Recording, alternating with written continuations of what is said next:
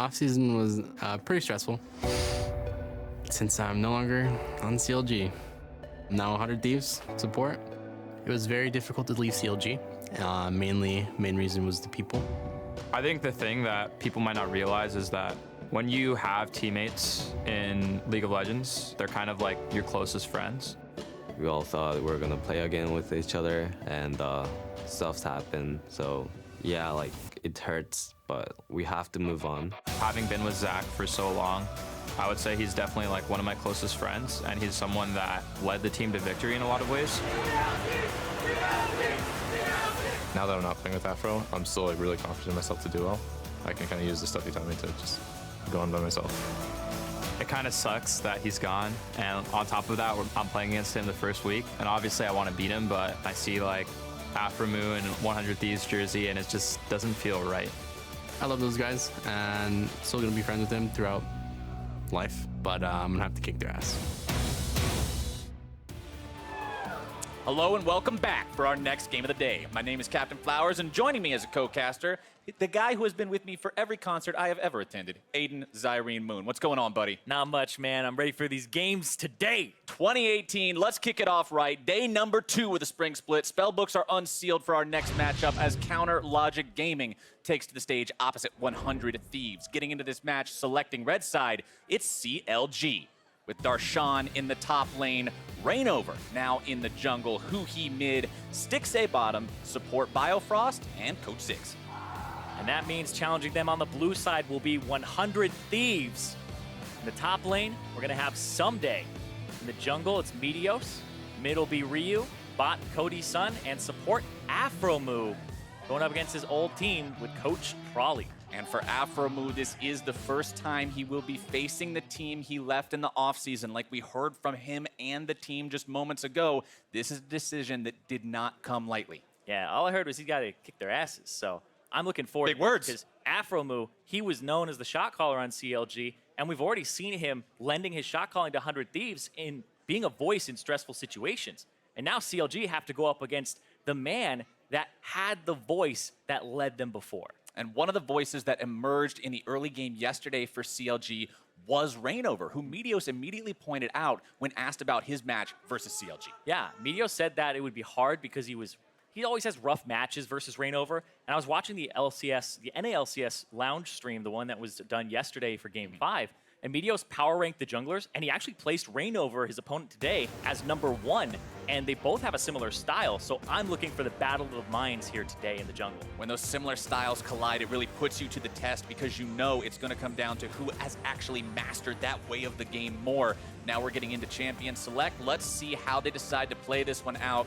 100 Thieves breaks out the classic versus CLG ban. Aurelion Sol will be taken off the board. Yep, aphromoo probably being like, all right, you know what? Just don't let him have it. We're not making this mistake. We're not starting the season off this way. They take that one off the board. Immediate response from CLG. Remove Zoe from the pool. We've seen this champion banned constantly. Very, very powerful. Nobody wants to deal with that. Tom Kench and Ryze also going to be taken away.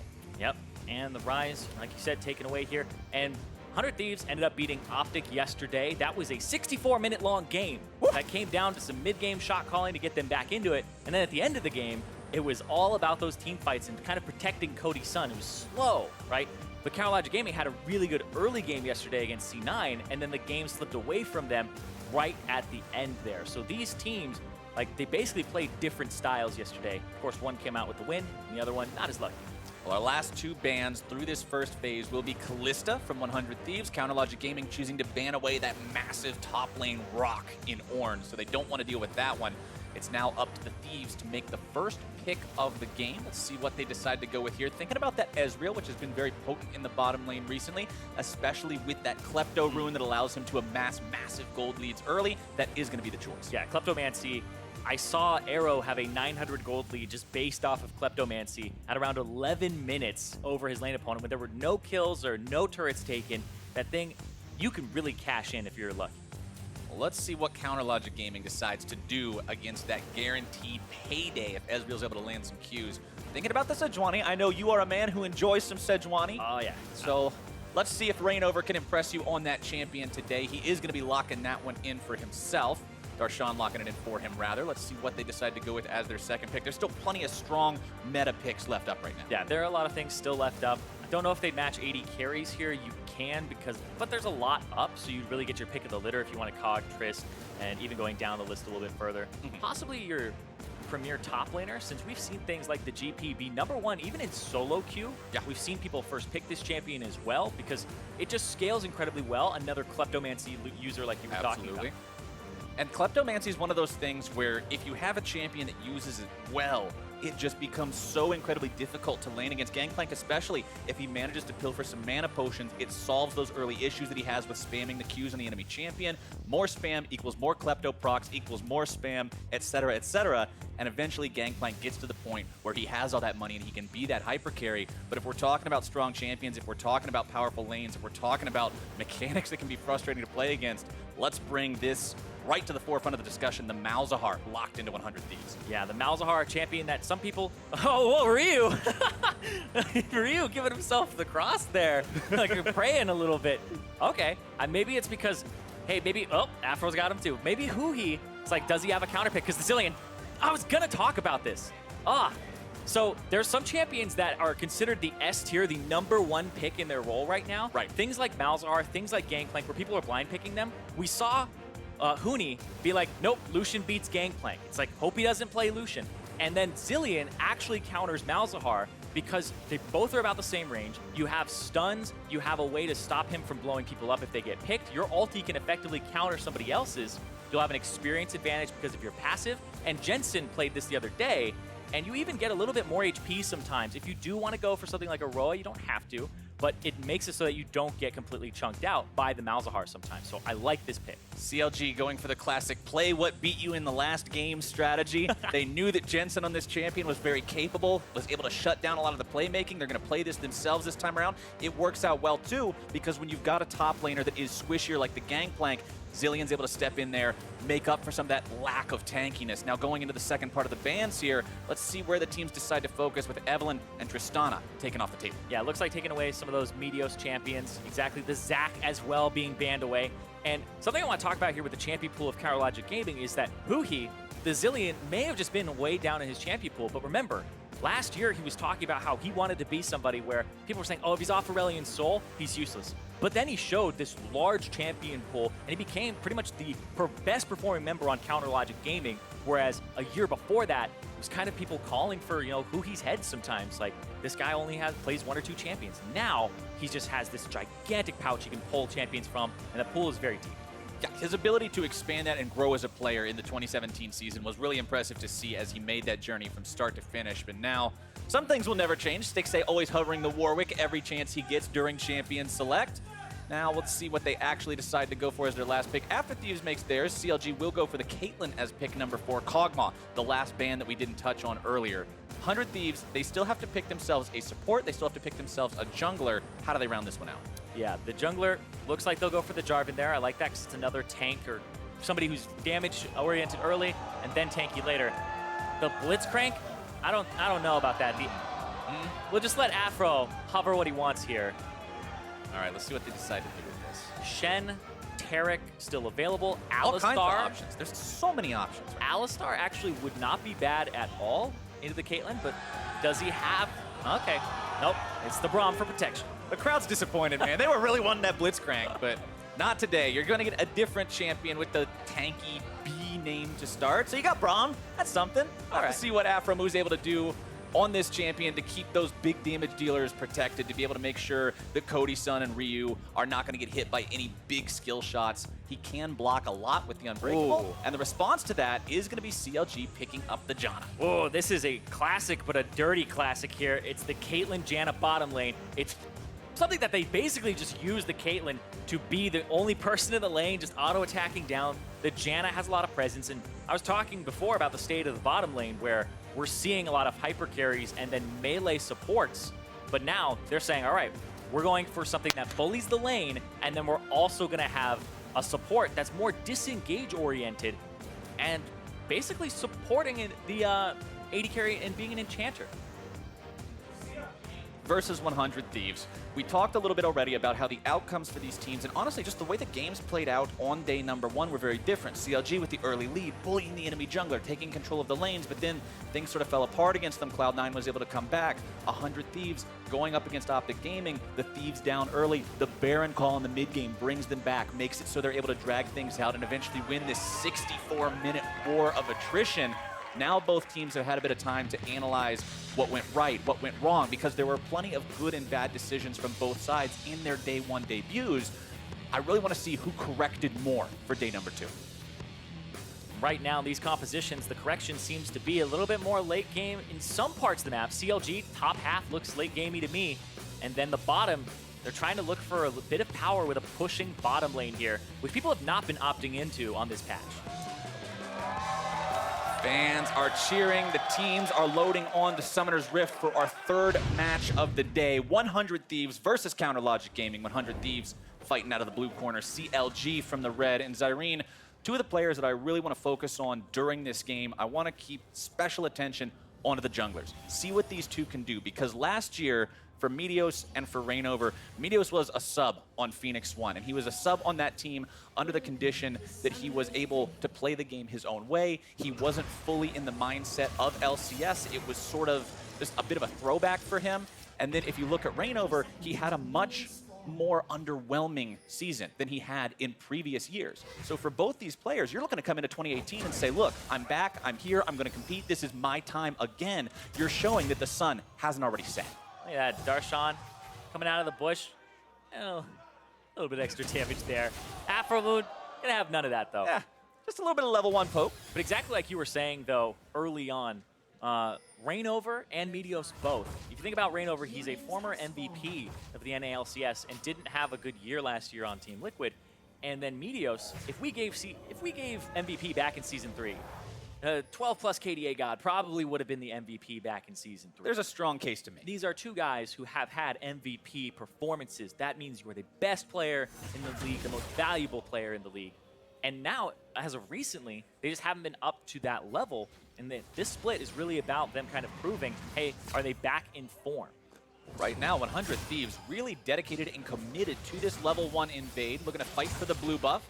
aphromoo going to be taking a little bit of damage here. Stixxay already below half HP. Cody and Afro will continue trying to force him away. Blue buff down Watch about out for the 1,000 Sejuani HP. E. It does Sejuani 400. wants to take them both. He does manage to get that one away for himself. CLG secure the buff. Yeah, this Sejuani E does 400 damage to neutral monsters, and then he just hits it, smites it, able to time that, and gets both. Big buff secure there, making it so despite the fact that the bottom lane lost more HP than their counterpart, at least they didn't lose the buff as well. That would have been a massive loss for CLG to walk away from that, losing in terms of health and resources, as well as losing out in terms of experience, gold, and the buff itself for Reignover early on. Now that he's got that, he can continue to jungle, but you've got to keep eyes on Stixxay and Biofrost here because that early skirmish did put them in a disadvantageous position. Yeah, Reignover ends up being able to go to both buffs. And meanwhile, Meteos is going to be slow to clear his jungle here.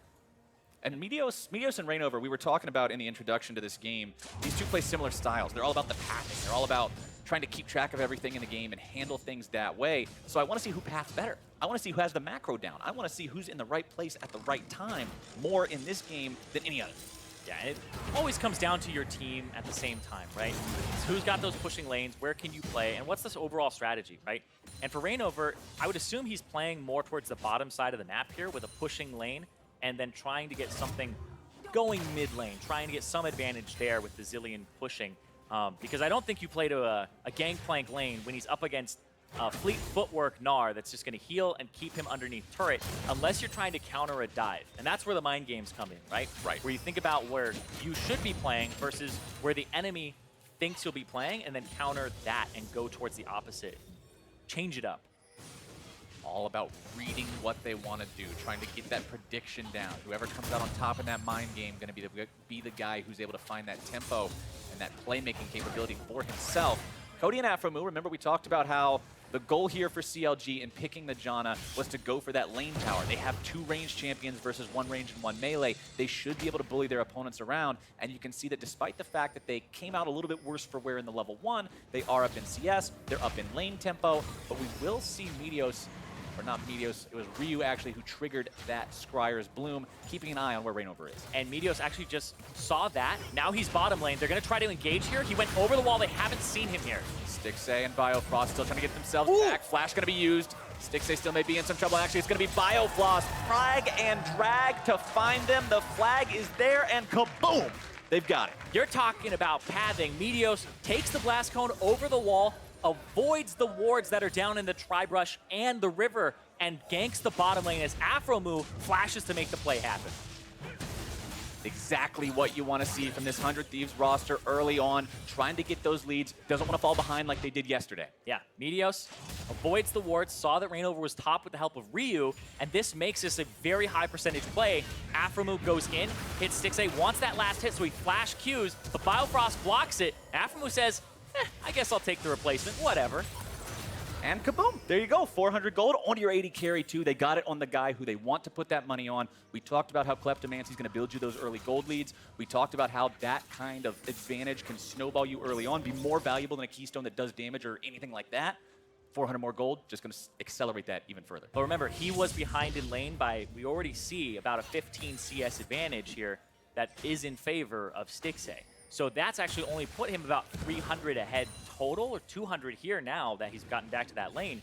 And that's even with the first blood, right? That's the 400 gold that should be going over to Cody, plus all of the gold he should be getting from the Kleptomancy. So this was kind of to get back to an even state, because the Caitlyn is just so oppressive with Janna. 9.2 thousand to 8.9 thousand gold. 100 Thieves with the advantage right now, thanks to that first blood play they were able to make in the bottom lane. Tear the Goddess now up on Cody Sun means he's going to be able to stack that better. Muramana very strong on this champion once again. We'll have to see how quickly he can get that one stacked all the way, get that evolved. First Drake Infernal means that you may see more and more attention paid to the bottom part of the map compared to what you would see otherwise, because teams will prioritize that Drake early more often than not. Yeah. But Cody and aphromoo have established that footing now, bottom lane. Exactly, and the fact that Stixxay doesn't have his flash, and it's pre-6, which means that you don't have that Janna ulti for the disengage. If the Jarvan comes back down, it's going to be a really rough fight, but you do have stopwatch now online with us being at the 6:30 mark. Ryu and huhi in the mid lane. You talked about how the Zilean was sort of the counter pick to the Malzahar here, but Malzahar looking fine right now, honestly. He's got 60 CS compared to 49. The minions are still even, so that's honestly just an 11 CS bonus that he's built up for himself. Both of them have the Lost Chapter, which provides that mana sustain, so the thing I'm going to be keeping an eye on, though, who uses their ult better? We know that you can get so much value out of a Zilean ult, but a well-placed Malzahar ulti to get that lockdown, start a fight off, especially when he's got flash available, can do just as much. Yeah, and this laning phase, it's interesting because we saw this matchup yesterday and huhi was the Malzahar in it, and he opted to be more oppressive and push up. But this lane pretty much could be non-interactive if you wanted it to, right? You just use your Malzahar voidlings, you just constantly push, and then the Zilean will bomb and walk away. He doesn't need to be in range of the minions to actually deal damage to them, right? So you just kind of throw your bombs, walk away, and you shouldn't have to interact with each other. The fact that Jensen got a solo kill yesterday onto huhi is kind of an oddity in the matchup. It's more about, like you said, countering in the later parts of the game. Reignover's going to walk the bomb over for huhi. Walk the bomb over, get himself that blue buff. Mid laner now going to be able to spam those bombs daily, nightly, and ever so rightly. One thing I want to take quick inventory of, because it's become such a prevalent item, because it's become such a prevalent rune, is the stopwatches. As 100 Thieves starts up the Infernal Drake, you've got a stopwatch on your Jarvan, on your Malzahar, on your Ezreal, on your Braum. 4 out of 5 members of 100 Thieves have a stopwatch ready to go. On the other side, CLG has one available on their Caitlyn. They have one on the Gangplank. So half as many stopwatches available for this team. It means if CLG wants to make a play on 100 Thieves, they're going to have to be aware of those watches as the Drake is secured. Yeah, but there's so many people in this game that have ended up taking inspiration, primary or secondary, whether it be biscuits, stopwatch, or whatever they're taking. It ends up just being a tree that pretty much everybody wants to dip into a little bit for that utility. Free stuff. And the stopwatches definitely help you get to that later part of the game. You typically will see, everybody want to pick that up, and especially if you're like a diver or somebody who you think will get dove. Example, the Gangplank thinks he'll get dove. The Jarvan may be a part of a dive, right? So a lot of people who just kind of want to take it for those situations. It seems pretty universal. And hey, if you don't want it, you sell it. I mean, the power of the Stasis is essentially on par with what is a summoner spell. So you've got an extra summoner spell that you can use 3 of then in one engage. As now we see Ssumday going in on top of Darshan here, jumps forward, finds the ultimate into the wall. Darshan just sets up some barrels, gets himself away. eats an orange, everything's fine. Yeah, and Darshan's actually been in a good spot because Reignover came up here, and then it was the gank from Meteos on the bottom side. This has been a lane that he's gone even here because Darshan hasn't been dove. There hasn't been a lot of pressure on him. It's just the standard matchup here where he just has to try to CS under this turret. And going even against Kleptomancy Gangplank isn't actually going even. Yeah, because as he's you getting see. more gold. He's got 500 more gold than his lane opponent because of what he's farming up through the parlay bonus gold, through the fact that he's getting the Kleptomancy procs. Yeah, parlay bonus, klepto procs, bags of gold, everything. Whoop, shoe shot barrage. Oh, Nice. Quick feet from Stixxay. yeah. It's like a little jungle chase going on the bottom side. And there's the TP. All right, TP in. CLG's bottom lane needing to get away from this one. Biofrost going to try to get out, but it's going to be the suppress from the Malzahar. Waits for the flash, secures it through the summoner spell. 2 for 0, 100 Thieves. That was a lot of summoner spells blown there, especially on the side of CLG. They blew 3, 1 on Stixxay, 2 on Biofrost, and he didn't even get away for the exchange of 3 blown from 100 Thieves, but at the same time, lower cooldown on the TP because of the summoner spellbook, so you could make this play again onto Biofrost, and he wouldn't have flash up if you did it right on time. That's one of the appeals of taking the spellbook with teleport. That's going to bring 100 Thieves up to a 700 gold advantage, 10.5 minutes into this game. I mean, it's nothing to write home about. It's nothing that they're pretty much counting their win already off of, but it shows this team is making the initiative. They're making those plays. Yeah, and you know, it's a new team, but a lot of veterans on this team, and we've been trying to look at, hey, where's the voice coming from? Is everybody kind of contributing? And like Meteos said about Ryu, he's pretty selfless. He just roamed down to bottom, TP'd to help make a play, and it seems like 100 Thieves are targeting that bottom lane, which is what CLG drafted for the early game. It's supposed to be their winning lane here that's supposed to have pressure, and they've just completely alleviated it. And Reignover hasn't been able to get much in this game here in terms of pathing or in terms of even applying pressure. EQ over the wall from Meteos. Not quite going to find the knock-up he's looking for onto Stixxay. Biofrost right there anyway means you're not going to get a kill with it, but could at least put a little more damage down onto him. Kind of just a favor for Cody Sun and aphromoo down there. But Cody Sun, 89 CS to the 89 of Stixxay. That lead that was built up earlier by the CLG bottom lane has been remedied by the attention that 100 Thieves is paying to this area. Really trying to make sure Cody gets ahead, allowing that Ezreal to hit that powerful mid-game spike that the champion can hit as long as he's not set too far back. Yeah, if he can hit that Trinity Force, and he's already got the Manamune on point, he's going to be in a very good spot, especially since he's already upgraded his Targons too, and he has his second boots. So right now, checking his gold really quickly, he's up about 800 gold over his opponent. Right here, though, it looks like a collapse. Ryu, he's going to use the Spell Shield. Trying to find the ulti, does land it onto the Sejuani. Let's see if the follow-up can come through. The Resurrect is down. Huhi trying to buy as much time as he can, get his jungler away from this one. Glacial Fissure not going to be on the mark, and Reignover will live. The revive. That's the power. Exactly. That's the power of the revive. That's what you're talking about. It's a Guardian Angel that you can just gift away. Yeah, Malzahar, we've been seeing him so much, especially into Rise, where people are blind picking him and they're completely fine with, all right, I don't even need to win lane. It doesn't matter what I'm playing against. If I'm able to get priority just by using my 3 abilities on the wave, and I can roam and then just press R on somebody, my whole team will be able to collapse as I keep this guy suppressed. But Zilean does put a damper on that, and I expect to see him more and more as people pick him up as a counter. Reignover in the bottom lane, just cruising on through here, letting his presence be known. Meteos also hanging around this bottom half. Could see a 3v3 breakout here. Meanwhile, topside, Darshan continuing to just have a good enough time against Ssumday. I mean, you're never going to have a fun time laning against Gnar, but Darshan's hanging in there, constantly using the W to heal up. Then the parlays to farm up those minions. Ssumday trying to put any damage onto this turret he can, but Darshan content to farm. And Darshan going up against Ssumday. Remember when Ssumday first came to the North American LCS, a lot of people saw him as this guy that they were expecting to just completely destroy the top lane. It was like, this dude is amazing. He's one of the best top laners in the world. He's going to come here and destroy everybody. And although he had a very good performance, although he was all in LCS top laner in summer 2017, it wasn't this head and shoulders above everyone else that was initially expected. Yeah, he wasn't really just like dominating the top lane, but I feel like Ssumday is more of that team player, right? I think he has a good understanding of what he needs to do for the team. Somebody who's playing things like Nautilus or tanks, and people are complaining like, oh, this is the guy that was like a killer Renekton at Worlds before. But I really do think he's more of a team player. He does have those skills to know how to use an advantage, but I think he's been focusing more on getting an advantage for the team and winning that way. So I do think it's been a bit of a style shift for him. And sometimes those stylistic shifts can be very good for a player, right? If your team needs somebody who's able to play for the team, if they need somebody who's going to make the right teleport and build defensively and be there to be that initiation, that can be just as valuable as a guy who's going to split. His TPs are definitely good. His TPs have always historically been very good. I remember that TP where he like rumble TP'd in the middle of a fight to reposition for a better one. That's the one that still sticks with me. But yeah, I remember back in Korea, even then, his TPs were on point. He was always one of the best top laners over there.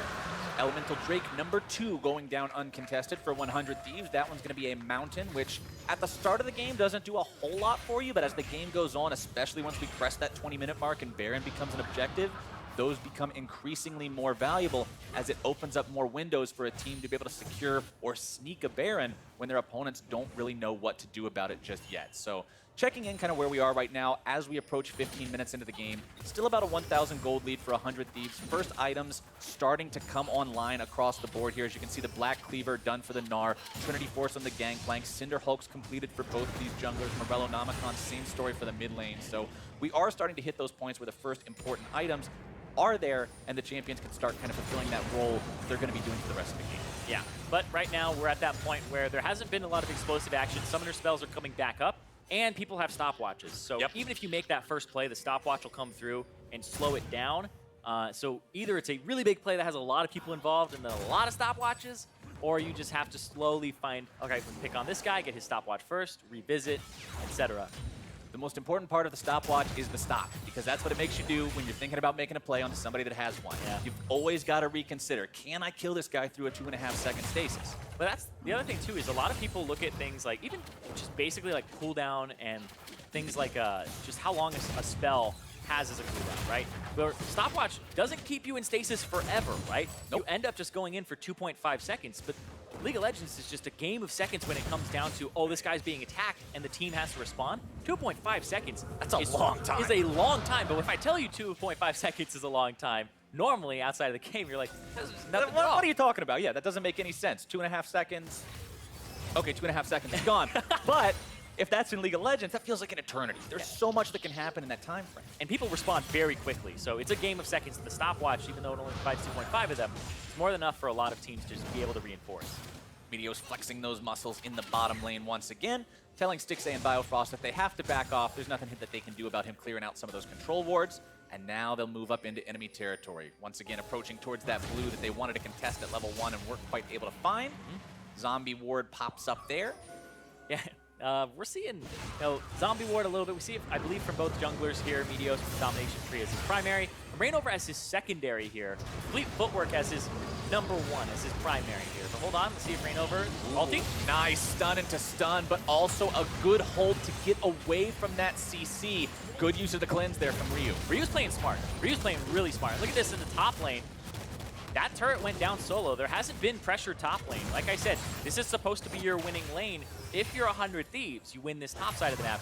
You're supposed to lose the bottom side, but they ganked the bottom side, and that turret that belongs to aphromoo and Cody Sun is very low, but ever since they got those ganks, they're able to reverse this pressure, and you could be looking at a potential 2 turrets to 0 based off of the ganks that happen. And with the Sheen and the Mana Moon, you can see when Cody lands those Qs onto Stixxay, it takes off about a quarter of his health.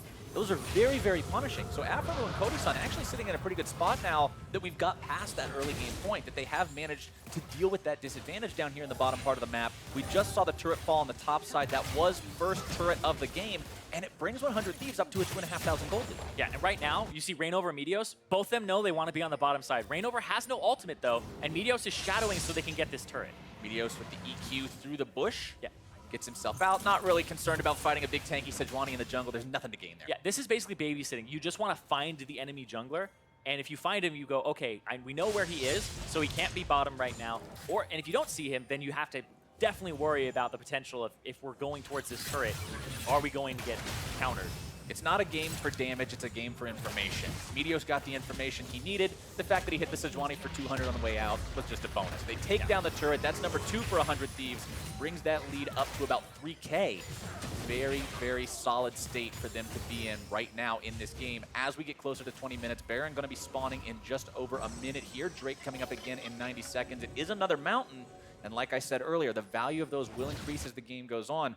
100 Thieves controlling both so far. We'll definitely want to continue that.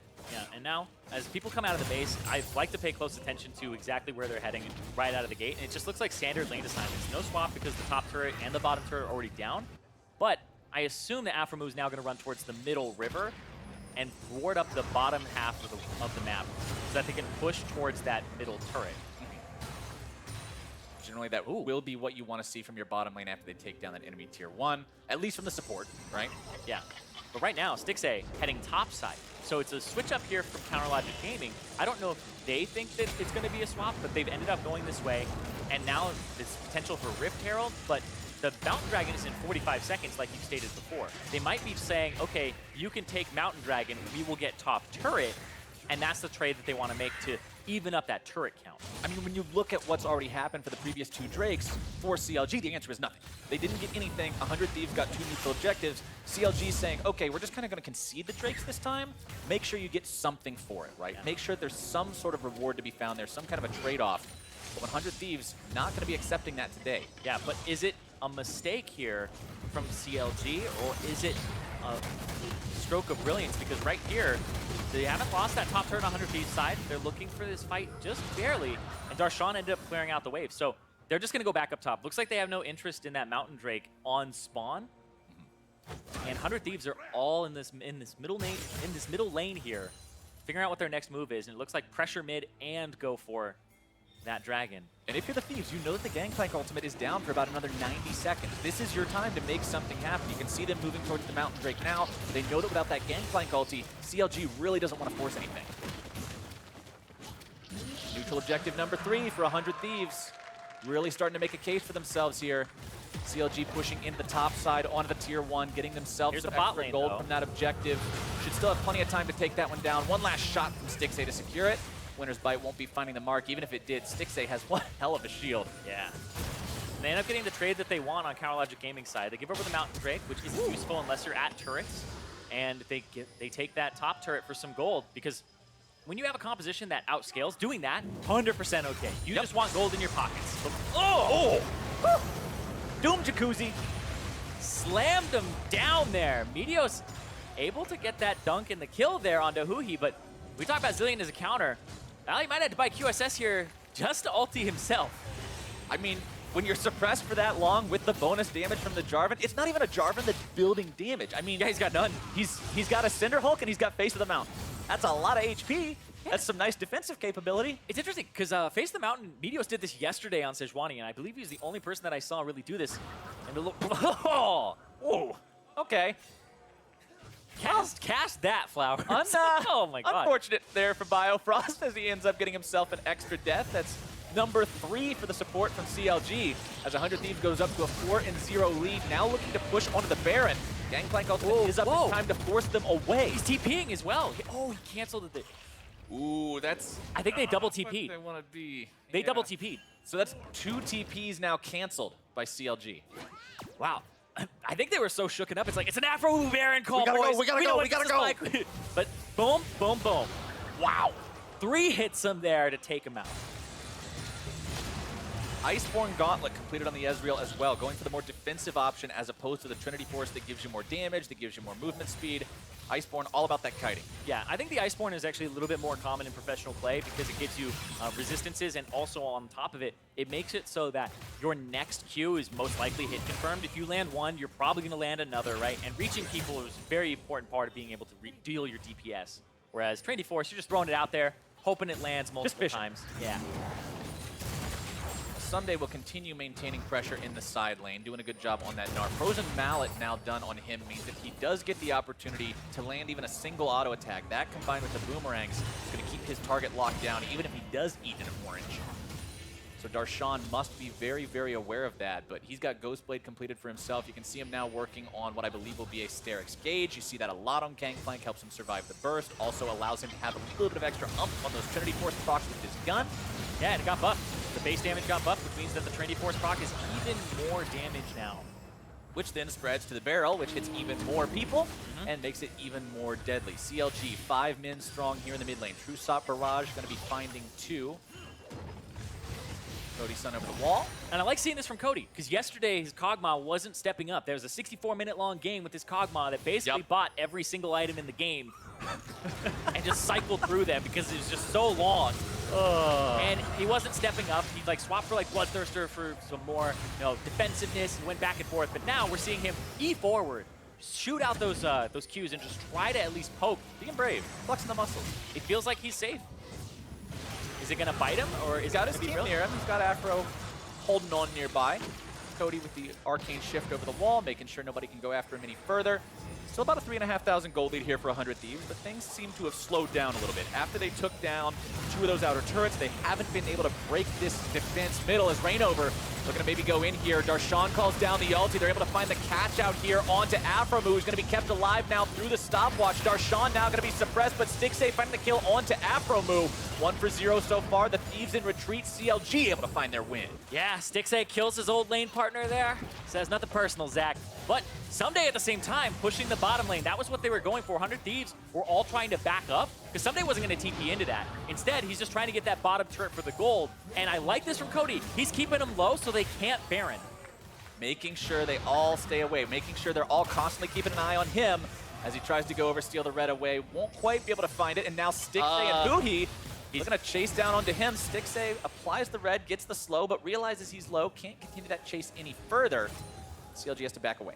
Yeah, and we're looking at an Ezreal right now that has an arcane shift of 8.5 seconds is the cooldown, but every time he lands that Q, he's taking 1.5 off of it, so he's just spamming. He started up, Meteos taking a lot of damage though. He's not that tanky. Whoa! That True Shot Barrage hit Bio for about half his HP. Bio squishy. Yeah, Very squishy. I mean, that's kind of the nature of being Janna. You're not really going to end up being too tanky, especially buying things like Ardent Sensor, Ionian cooldown boots, Eye of the Watchers. I mean, that's his only HP. Yeah, and it's something that people aren't as used to because these team fights go a little bit later in the game, and we're seeing all of those supports like the Braum soak up a lot of damage. This is a big difference in how long the survivability was between the two teams, between the two supports. aphromoo definitely took him a long time to go down. aphromoo drops, Meteos gets away, but CLG at least gets themselves on the board. They're able to find a kill. Problem is they're still 4,000 gold down. They still only have 1 turret compared to 4, 0 dragons compared to 3. They got a ways to go. Yeah, and those dragons now, we talked about, those mountain dragons don't mean anything unless you get to turrets. But they have 2 of them, a Malzahar, and Baron is now one of the big objectives. So 2 mountain drakes means a lot when you're trying to rush that down. If you, like we saw before, start up the Baron, the other team might panic. We saw the double TP from CLG to try and just push them off the Baron.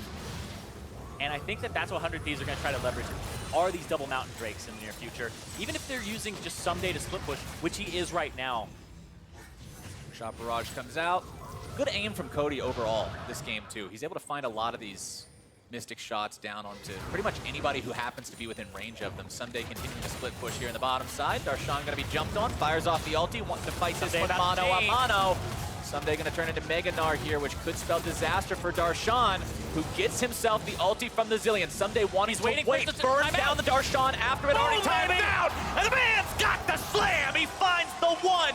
Can he find the 2? Ssumday, 1 bomb on his head. Wallop not going to be finding the mark. Walking away, wants to go back to mini form, finds a little bit of damage, but I think the bomb will seal his fate. It does, but it's still an even trade.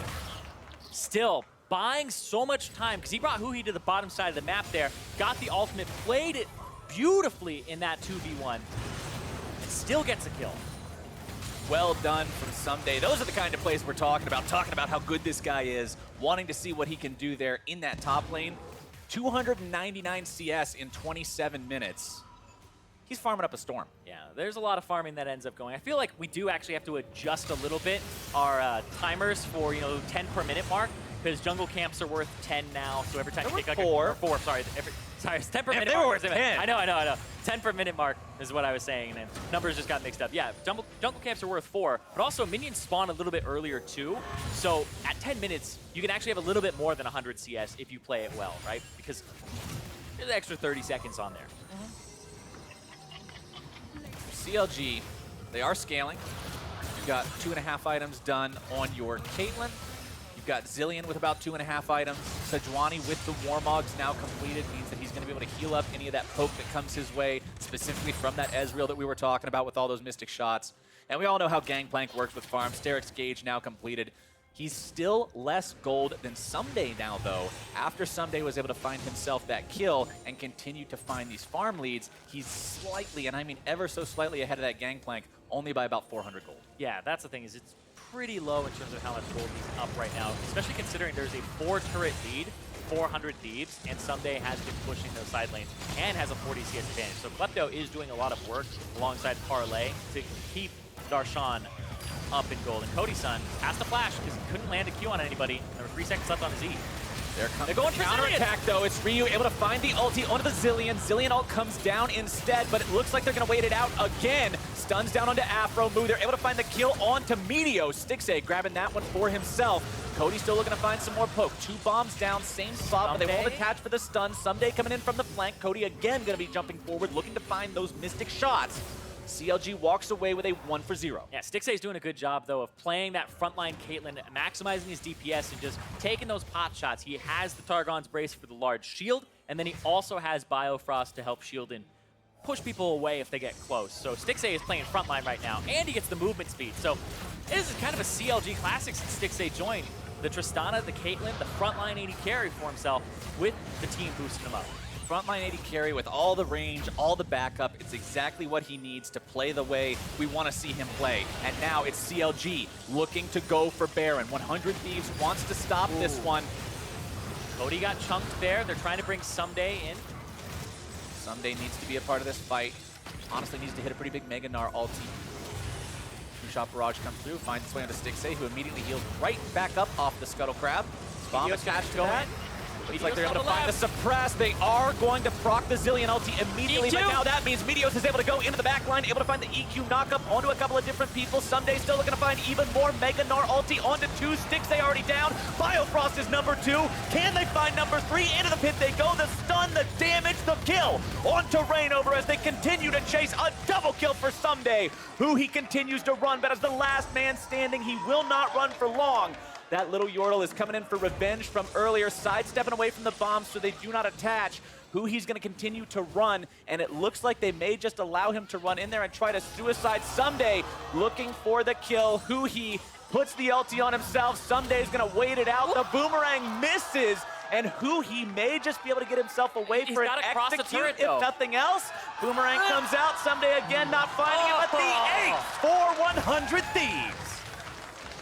CLG just are not respecting the Malzahar here. They counterpicked with the Zilean, but at the same time, no QSSs on anybody on Counter Logic Gaming. They're basically saying, we're going to use the Zilean ultimate as a QSS. They put it on Stixxay, but now he's completely out of position as Meteos flanks. He gets tagged by aphromoo, stopwatches, and then he gets picked up that frontlining AD carry strat that we were talking about, bites them because he's stuck in the front line after everybody gets flanked and sectioned off. And then the result is this. Yeah, it was just a roll over. Meteos with the flank was perfect. He ended up knocking up Biofrost before he was really able to get people off of Stixxay. And this team is only having Reignover as the tank. He can't frontline for everybody. And look at the gold lead now, nearly 10,000 gold for 100 Thieves. Baron buff up and running on this entire team. Ssumday continuing the split push. This is a very dire situation for CLG. A game that they had a disadvantage in, but that they were scaling in, has now become a game that they are fighting to stay alive. Yeah, and one of the big reasons for the fact that they've been struggling is Ssumday's split push has just been monstrous here, keeping Darshan occupied. He's 2 levels up now over him. But also, I think Ryu, these 2 solo laners, have been doing massive work in keeping the pressure up. Ryu has been pretty much non-stop ulting whenever he can. We saw it early to catch out Reignover, get the ultimate from Huhi, and just trying to pick. And last one, now Stixxay has a QSS, so that is something he does not want to have happen again. Darshan calls down the ultimate on himself, trying to dissuade Ssumday from going any further. Mega Gnar going to be up soon. Huhi nearby to make sure Darshan doesn't fall, but they give up the tier 2 mid. They give up the tier 2 mid. Ssumday created the space. Exactly. Ssumday basically created a vacuum, said, you're going to lose this top turret. It's a bad situation if you don't answer me because I will get it. But they answer with more people, and when a split pusher needs 2 people to answer him, you're in a very good position when you're pushing. Creates so much room for the rest of the team to work. So instead of just giving up the top tier 2, they give up the mid tier 2. then they give up the top tier 2. Everything works out for 100 Thieves.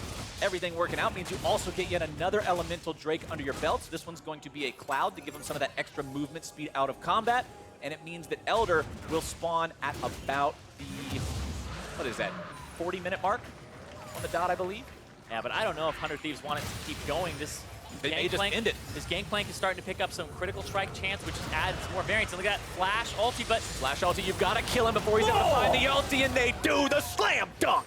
But it's Ssumday who finds the kill for himself. Now, without that enemy mid laner around for 50 seconds, this is where 100 Thieves can make their game-winning push. Ssumday in the front line, Flash, Mega Gnar! Stixxay's out of there, Cody Sun on a killing spree. They'll take Bio as a bonus, and 100 Thieves march onward towards the Nexus. 2 turrets, 2 members stand between them and their victory. Let's see what they can find here. Turret number 1 gonna be the target. The defense comes out, but it will not stand. Reignover down. 1 turret down. 100 Thieves on the remaining structure still standing. CLG still has 15 seconds before their mid laner comes alive. Darshan alone will not hold this, and 100 Thieves find their win. they take the Nexus, they take the loot, and they take down CLG. aphromoo in the bottom lane, helping orchestrate those plays with Meteos to reverse the pressure of that lane in the draft was brilliant, and it gave Ssumday space. He was unharassed. Ssumday was able to split, got first turret by himself on the top side, and then he was able to split push like a monster. Absolutely awesome showing, like you said, specifically from these solo laners on the side of 100 Thieves. But I also got to give credit to the bottom lane, to the jungle. We saw in the early game how Cody Sun and aphromoo were in this lane that was likely to lose, but Meteos, he showed up in the bottom part of the map, even from level 1 to try to steal away that buff. It put their opponents at a bit of a disadvantage. Constantly had them thinking, is Meteos going to come back? Is Meteos going to be here? Is this actually a 2 versus 2? That lane that should have been a weakness for 100 Thieves ended up getting ganked, ended up finding success early, and it made it so the strengths of the solo laners did not find themselves offset by a weakness at the other parts of the map. And if you're aphromoo, you got to be feeling good. That was a fantastic game. We were able to shut down the bottom lane in particular. And anytime you go up against where you came from, you know, it's always going to be a little bit bittersweet when you take them down. But at the same time, it does give you a little validation that you made the right choice. Right. To end up going somewhere else. But also at the same time, well, it kind of says like, well, you know, I was a big part of how we won. Yeah, he was a big part of how they won, and today he was a big part of why they lost, because he was able to be a part of those early game successes like we were talking about. Even in the mid game, when 100 Thieves looked like they maybe might lose him as CLG got aggressive, he pops the stopwatch, keeps things okay for them. The whole team played together very well as a unit, and honestly, that's what I'm looking for so much of right now from these teams at the beginning of the split, is the fact that there's not a lot of time that a lot of these teams have been playing together for, right? We're not talking about squads that have been together for years and years and years. We're talking about largely new squads. Even if a lot of the players have played together before, you're still looking at, well, what does this 5-man roster look like right now? And in that game, 100 Thieves look clean. 100 Thieves look clean. They are 2-0 now at the end of week 1, and that is a fantastic start for them, taking down Optic and now also taking down CounterLogic Gaming. And a lot of people were saying CounterLogic Gaming, you know, they're going to look up and up. They have Reignover, they have Biofrost, but 100 Thieves, the experience on this roster, this is a very experienced roster. Across the board, you are looking at people, aside from Cody Sun, that have played for years professionally. And Cody Sun is now basically in his sophomore year now for the LCS and Pro play. And he looked better that game. He looked like he was empowered to go forward and try to land those Qs as an AD carry. And 100 Thieves, especially being one of the new organizations in the NALCS, now that franchising is hit, it's a great way to start off their first week. But now we're going to send things down to Avli May and the 100 Thieves support for more on that win. Thanks, guys. I am here with aphromoo. First of all, congratulations on that win. And I want to ask you, you just beat the team that you have played with for almost 4 years. Is this a proud moment for you, or is it bittersweet? It was 5 years, but it's okay. It's okay. I was a little nervous going into this match since it was my old teammates and stuff like that, but I was pretty excited with our new roster and 100 Thieves that we were able to beat them. Now, like you said, you went against some of your old teammates. Stixxay, who you essentially helped train and grow. Was playing against him a proud dad moment, or was it a, I'm going to put this kid in his place? Trevor's a good kid. He actually has really good mechanics. It was really hard to land a skill shot on him. Usually I have that on my team from playing on CLG, right? But CLG's going to do well. They are a new team coming together from the jungle and support roles as well, but they just need a little bit of time and they'll be fine. So now you're playing with Cody Sun. What do you think of him so far? Cody's a beast. Definitely has been teaching me a lot in terms of bottom lane and taking it patiently. Usually I would feel rushed and stuff like that, but he definitely controls the situation and helps me realize what we need to do, when we need to do it, when to back off as well. And he's really good at communicating and just, I love that. Perfect. Well, you guys had a extremely successful first week, 2-0 in the first week of the LCS. For those people who are not fully sold on 100 Thieves yet and their strength, what would you have to say to them? We're coming for you. Perfect. Thank you so much for this interview, and we're throwing it back to our guys at the desk. Thank you very much, Avli. Deserved confidence coming from aphromoo there as they move to 2-0, as well as CLG surprisingly moving to 0-2 here at the end of week 1. So all kinds of craziness happening here on the outset of the 2018 season. But as we dive into this game in particular, I want to take a look at that bot lane as it was aphromoo up against his former roster, Stixxay across from him. Let's take a look at the tools they drafted and how they played through this match. Narratively, it's very fun because everyone wants to focus on Afro versus CLG, and then that ends up being pretty important. They grabbed the Ezreal early on, considered very strong, and then CLG does not match that pick, so they spend their next 2 bans targeting AD carries, which forces the Caitlyn Janna lane. They go for this bully lane, which can work, but it's definitely not strong, generally speaking, in the meta. Yeah, and Ezreal Braum is still really good, right? You saw Cody Sun was able to get his CS off pretty well, and it didn't end up being like a super deciding factor in the game.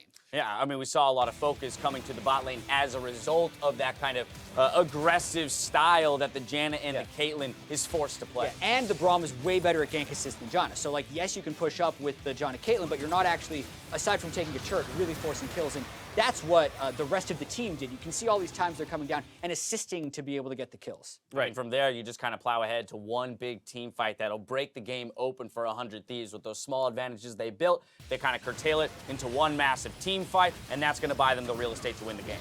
And it's a really nice combination by Meteos here, getting off on the flank. They don't know he's there. The super keeping him out of vision. Gets onto the back line, causes some panic. Also, the Caitlyn going down to the Malzahar ult feels pretty bad. You really have to criticize Stixxay there. He gets the Zilean speed up to run full speed into a Malzahar ultimate as the front line. They have a Sejuani on this team, and they have a Gangplank who can easily escape that ultimate. So definitely a misplay to start that fight, but 100 Thieves right there to punish. Great play out of Ssumday overall for the whole course of this game, and gets the cleanup kill. Looked like he might get the execute. That was close, man. Yeah, we were counting there to the 15 seconds. A little surprised that the kill did come through, but at the end of the day, 100 Thieves pick up the victory, and this is where I want to take a moment to zoom out and look at these two teams and how they finished here week 1. Jack, you had power rank CLG #1 in the league, and here they are 0-2, winless in week 1. What do you have to say? Mark, who'd you power rank first? Where are they finished? TSM. Okay. Also 0-2. So a lot of things happened this week that are definitely against expectations. For what it's worth, I had 100 Thieves as 4th, and they did actually play very well in this game. So what is going well and what isn't going well? I think for CLG, I do think their drafts have been a little bit suspect in these games. They almost forced the Zilean counterpick into Malzahar, even though they were surprised by it yesterday as kind of a gotcha. And then 100 Thieves are performing better than I expected them to do. They had a very close game, for what it's worth, yesterday against Optic, and looked like they are improving with the communication and the experience they have on that roster. It feels like there's still a little bit of room to grow here for 100 Thieves. This time around, they had a really clear gank lane to hold down, and they played to that very well, shut down one of the win conditions for CLG.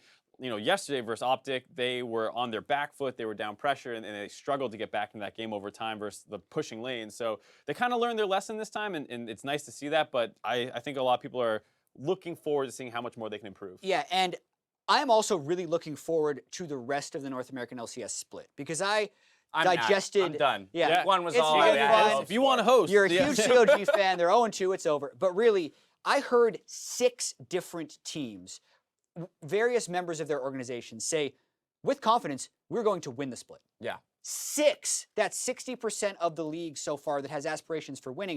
100 Thieves is one of those teams. CLG is one of those teams. And they're going to be battling each other. So yeah, we can make all these preseason power rankings. Those things never hold up towards the end of the split. Especially when it's this volatile. Like we said, 9 players returning to teams at the start of the week. It's absolutely insane to think that you're going to know exactly who's going to work out. And especially when there's still synergy to improve on. I just love that there's that many teams attacking it. And you can make an argument that stands really strongly for any of those 6. And 100 Thieves is one of those teams. And I think at the end of the day, I loved that moment in aphromooo's interview. One of the most experienced guys on the stage. Hands down, here in North America, one of the most experienced players out there. And all he talked about was how much he's learning from the young gun in the lane next to him, right? That's what tells me, and this kind of speaks to the surprise that they're as good as they are right now. You know, but if they're communicating that well, and it's then, not a surprise then it starts to make a little bit more sense. It's not a surprise to them. Right. They've been confident. I heard aphromoo and podcasts and interviews say that they're going to win the split. 100 Thieves undefeated in week 1. CLG is still looking for their first win. We're going to step away when we return. The Golden Guardians meet Cloud9 on Summoner's Rift. Don't go anywhere.